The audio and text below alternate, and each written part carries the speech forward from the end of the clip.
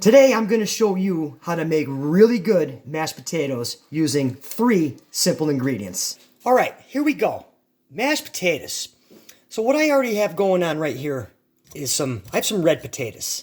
And red potatoes are great to make mashed potatoes with because number one, you don't have to peel them. And number two, they have a low to medium starch content. Alright, so what you want to do is cut your potatoes up, into equal sizes here. That way they can cook evenly. Okay, now to that we're going to add some cold water.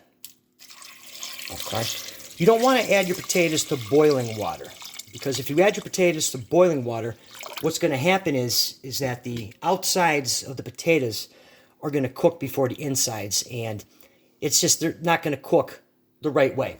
Okay, now to that we're going to add some salt. We're going to add a lot of it, about 4 tablespoons. Now don't worry. It's not going to taste like you got a mouthful of ocean water. But what the salt does is it actually cooks the starch very, very thoroughly.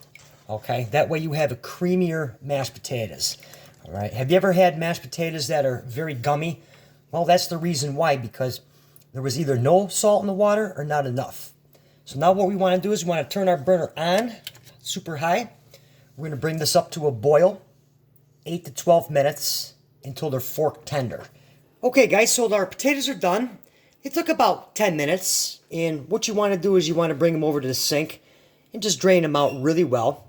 And like I mentioned, fork tender. The fork goes in, little resistance, just like that. Okay, so now 3 ingredients. Here I have about a tablespoon of dill,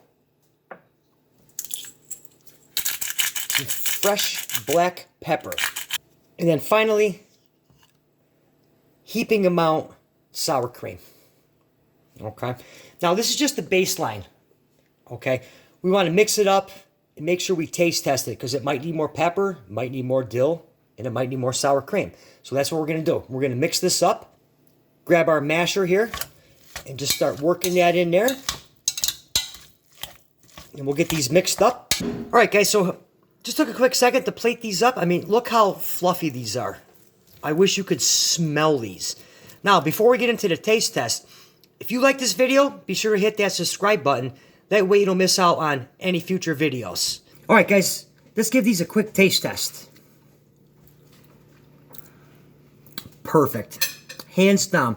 You know what these need? Some gravy, right? You want some gravy? That is ultimate. Be sure to watch the video that's on your screen right now. Ultimate gravy to go with these mashed potatoes. Be sure to check it out. We'll catch you here next time, Cooking the Wheats.